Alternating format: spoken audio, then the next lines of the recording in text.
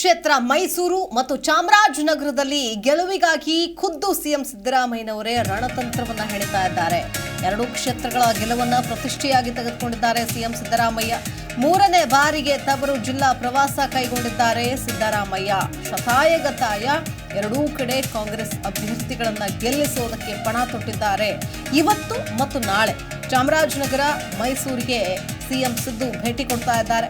ಕಳೆದ ವಾರ ಅಷ್ಟೇ 4 ದಿನ ಮೈಸೂರಲ್ಲೇ ವಾಸ್ತವ್ಯ ಹೂಡಿ ರಣತಂತ್ರ ರೂಪಿಸಿದ್ರು ಇದೇ ಸಿಎಂ ಸಿದ್ದರಾಮಯ್ಯನವರು.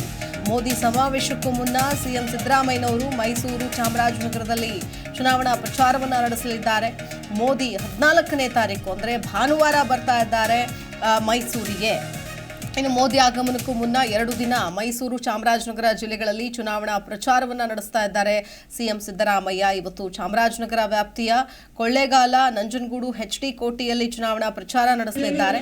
ಇನ್ನು ಚಾಮರಾಜನಗರ ಜಿಲ್ಲೆ ಚುನಾವಣಾ ಪ್ರಚಾರ ಮುಗಿಸಿ ಇವತ್ತು ರಾತ್ರಿ ಮೈಸೂರಿನಲ್ಲಿ ವಾಸ್ತವ್ಯ ಹೂಡಲಿದ್ದಾರೆ. ಶನಿವಾರ ಇಡೀ ದಿನ ಅಂದರೆ ನಾಳೆ ಇಡೀ ದಿನ ಮೈಸೂರು ಲೋಕಸಭಾ ವ್ಯಾಪ್ತಿಯಲ್ಲಿ ಪ್ರಚಾರ ಮಾಡಲಿದ್ದಾರೆ. ಹುಣಸೂರು, ಪಿರಿಯಾಪಟ್ಟಣದಲ್ಲಿ ಪ್ರಚಾರ ಮಾಡಲಿದ್ದಾರೆ ಸಿಎಂ ಸಿದ್ದರಾಮಯ್ಯ.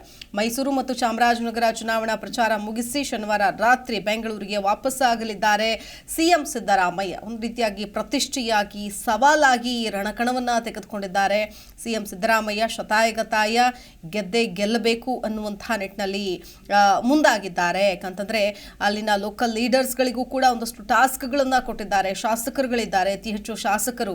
ಹಾಗಾಗಿ ಶಾಸಕರುಗಳಿಗೂ ಕೂಡ ಗೆದ್ದುಕೊಂಡು ಬರಬೇಕು ಅನ್ನುವಂಥ ನಿಟ್ಟಿನಲ್ಲಿ ಹಾಗೆ ಖುದ್ದು ಅವರೇನೆ ರಣಕಣದಲ್ಲಿ ಎಂಟ್ರಿ ಆಗಿದ್ದಾರೆ.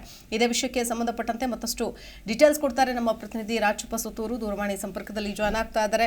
ರಾಜಪ್ಪ, ಒಂದು ಕಡೆ ಮರಳಿ ಕಾಂಗ್ರೆಸ್ ತೆಕ್ಕಿಗೆ ಈ ಕ್ಷೇತ್ರಗಳನ್ನ ತೆಗೆದುಕೊಳ್ಬೇಕು, ಜೊತೆಗೆ ತವರು ಕ್ಷೇತ್ರ ಅನ್ನುವಂಥ ಒಂದು ಪ್ರತಿಷ್ಠೆ ಕೂಡ ಸಿಎಂ ಸಿದ್ದರಾಮಯ್ಯನವರಿಗಿದೆ. ವೈಯಕ್ತಿಕವಾಗಿ ಈ ಕ್ಷೇತ್ರಗಳಲ್ಲಿ ಗೆಲುವು ಸಾಧಿಸಬೇಕು ಅನ್ನುವಂಥ ನಿಟ್ಟಿನಲ್ಲಿ ಮುಂದಾಗ್ತಾ ಇದ್ದಾರೆ ಸಿಎಂ ಸಿದ್ದರಾಮಯ್ಯನವರು.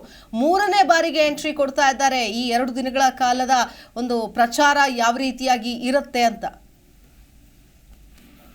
ಶಿಲ್ಪಾ, ಸಿದ್ದರಾಮಯ್ಯ ಈ ಬಾರಿ ಏನು ಶತಾಯಗತಾಯ ಅಲ್ಲಿ ಅಭ್ಯರ್ಥಿಯಾಗಿ ಲಕ್ಷ್ಮಣ್ ಅವ್ರನ್ನ ಕಣಕ್ಕಿಳಿಸಿದ್ದಾರೆ. ಆದ್ರೆ ಅವರು ಮೈಸೂರು ಮಹಾರಾಜ ಯದುವೀರ ಕೃಷ್ಣದತ್ತ ಚಾಮರಾಜ ಒಡೆಯರ್ ವಿರುದ್ಧವಾಗಿ ಪ್ರಬಲ ಅಭ್ಯರ್ಥಿ ಅಲ್ಲ ಅಥವಾ ಏನು ಫೇಸ್ ಇರುವಂತ ಅಭ್ಯರ್ಥಿ ಅಲ್ಲ ಅಂತ ಆರೋಪ ಇದೆ. ಒಂದೇದು. ಎರಡನೇದಾಗಿ ಕಾಂಗ್ರೆಸ್ ಪಕ್ಷಕ್ಕೆ ಅನಿವಾರ್ಯವಾಗಿ ಮತ್ಯಾರು ಅಭ್ಯರ್ಥಿಗಳು ಇಲ್ಲದ ಕಾರಣಕ್ಕೋಸ್ಕರ ಅಥವಾ ಪ್ರಭಾವಿ ವ್ಯಕ್ತಿಗಳ ಕೊರತೆಯಿಂದಾಗಿ ಅಲ್ಲಿ ಅಭ್ಯರ್ಥಿಯನ್ನು ಯಾರು ಮಾಡ್ಬೇಕು ಅನ್ನೋದು ಅಂತಿಮ ಕ್ಷಣದ ಗೊಂದಲ ಇತ್ತು. ಗೊಂದಲದಲ್ಲಿ ಅಂತಿಮವಾಗಿ ಲಕ್ಷ್ಮಣ್ ಅವ್ರಿಗೆ ಟಿಕೆಟ್ ಕೊಡಲಾಗಿತ್ತು. ಅದೇ ತರ ಚಾಮರಾಜನಗರನೂ ಸಹ ಇದೇ ಒಂದು ಪರಿಸ್ಥಿತಿ ನಿರ್ಮಾಣವಾಗಿದೆ.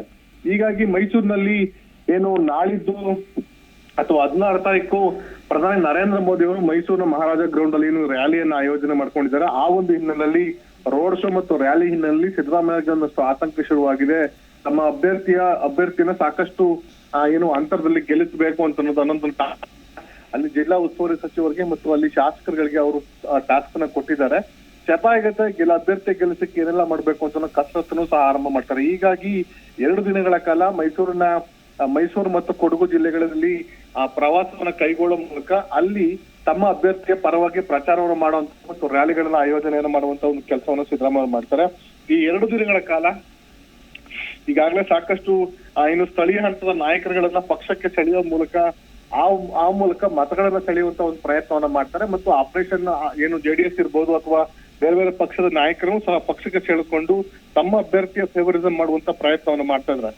ಈಗಿರುವಂತ ಒಂದಷ್ಟು ಮಾಹಿತಿ ಅಂತಂದ್ರೆ ಈಗಲೂ ಸಹ ಒಂದಷ್ಟು ಏನು ಲಕ್ಷ್ಮಣ್ ಅವರು ಅಂತ ಇನ್ನು ಕಾರ್ಯಕರ್ತರಿಗೆ ರೀಚ್ ಆಗಿಲ್ಲ ಅಂತ ಆರೋಪ ಇದೆ. ಹೀಗಾಗಿ ಸ್ವತಃ ಖುದ್ದು ಸಿದ್ದರಾಮಯ್ಯನವರೇ ಈ ಅಭ್ಯರ್ಥಿಯನ್ನ ಜೊತೆಯಲ್ಲಿ ಇಟ್ಕೊಂಡು ಅಲ್ಲಿ ಪ್ರಚಾರ ಮಾಡುವ ಮೂಲಕ ಜನರನ್ನ ತಲುಪಬೇಕು ಮತ್ತು ತಮ್ಮ ಸಮುದಾಯಗಳಿರ್ಬೋದು ಮತ್ತು ಇತರ ಸಮುದಾಯಗಳ ಮತಗಳನ್ನು ಸಹ ಸೆಳೆಯುವಂತ ಪ್ರಯತ್ನವನ್ನ ಮಾಡುವ ನಿಟ್ಟಿನಲ್ಲಿ 2 ದಿನಗಳ ಕಾರ್ಯಕ್ರಮವನ್ನ ಸಿದ್ದರಾಮಯ್ಯ ಹಮ್ಮಿಕೊಂಡಿದ್ದಾರೆ. ಇದಾದ ನಂತರ ಅವರು ಮತ್ತೆ 2ನೇ ಹಂತದ ಪ್ರಚಾರ ಆರಂಭವಾಗಿರುವಂತಹ 2ನೇ ಹಂತದ ನಾಮಪತ್ರ ಸಲ್ಲಿಕೆ ಆರಂಭವಾಗಿರುವಂತಹ ಇಂದಿನಿಂದ ಅವರು ಸಹ ಉತ್ತರ ಕನ್ನಡ ಭಾಗಗಳಿಗೆ ಪ್ರಚಾರವನ್ನ ತೆರಳಬೇಕಾಗತ್ತೆ.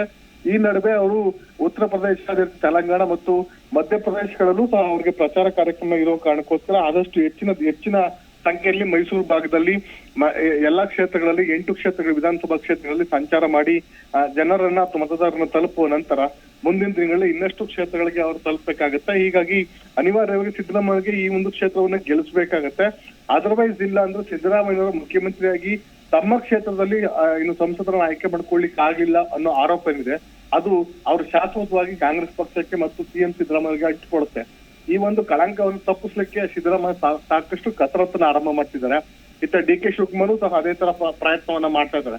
ಹೀಗಾಗಿ ಸಿದ್ದರಾಮಯ್ಯ ಡಿಸಿಎಂ, ಸಿಎಂ ಮತ್ತು ಡಿಸಿಎಂ ಇಬ್ಬರಿಗೂ ಸಹ ಈ ಬಾರಿ ತಮ್ಮ ಕ್ಷೇತ್ರದಲ್ಲಿ ತಮ್ಮ ಬೆಂಬಲಿಗರನ್ನ ಡಿ.ಕೆ. ಶಿವಕುಮಾರ್ ತಮ್ಮನನ್ನ ಇಲ್ಲಿ ತಮ್ಮ ಕ್ಷೇತ್ರದಲ್ಲಿ ಸಂಸದನ್ನ ಆಯ್ಕೆ ಮಾಡ್ಕೊಳ್ಳಿಕ್ಕೆ ಅನಿವಾರ್ಯವಾಗಿ ಈ ಕಸರತ್ತನ್ನ ಡಿ.ಕೆ. ಶಿವಕುಮಾರ್ ಮತ್ತು ಸಿದ್ದರಾಮಯ್ಯವರು ಆರಂಭಿಸಿದ್ರೆ ಯಾವ ಮಟ್ಟಕ್ಕೆ ಜನರು ಅವ್ರಿಗೆ ಬೆಂಬಲವನ್ನ ಕೊಡ್ತಾರೆ, ಅದು ಯಾವ ತರ ಮತಗಳಾಗಿ ಪರಿವರ್ತನೆ ಆಗಿ ಕಾಂಗ್ರೆಸ್ ಪಕ್ಷಕ್ಕೆ ಕೈ ಹಿಡಿತವೆ ಅಂತ ಕಾದು ನೋಡ್ಬೇಕಾಗಿದೆ. ಶಿಲ್ಪ.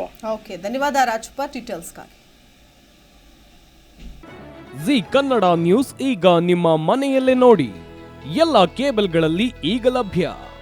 ಸನ್ Direct 292, Jio TV 1334, U Digital 162, City Cable 51, GTPL 17, Abhishek cables 821, Rock Line telecommunication 51, Shri Basaveshwara number 60, Vinayaka digital number 53, In Digital number 896ರಲ್ಲಿ.